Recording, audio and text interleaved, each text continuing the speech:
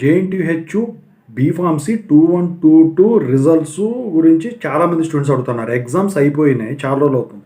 Paper వాల్యుయేషన్కి సంబంధించిన update ఇంతకుముందు ఇచ్చాను. ఇప్పుడు ఉన్న లేటెస్ట్ అప్డేట్ ఏంటి, మార్క్స్ ఎంట్రీ గురించి ఏంటి, మరి ఇప్పుడు ఈ జేఎన్టీహెచ్ బీఫార్మసీ 2122 రిజల్ట్స్ మర్చిపోవాల్సిందేనా ప్రస్తుతానికి, దీని గురించి ఇప్పుడు మాట్లాడదాం. ముందుగా అయితే ఇంతవరకు ఛానల్ సబ్స్క్రైబ్ చేసుకోండి. మీ డౌట్స్ ఉంటే కాల్ మీ ఫోర్ ద్వారా కాల్ చేయొచ్చు. టెలిగ్రామ్ ఏదైతే ఉందో తెలుగు ఇంజనీరింగ్ ఎడిక్షన్, దాంట్లో జాయిన్ అవ్వండి.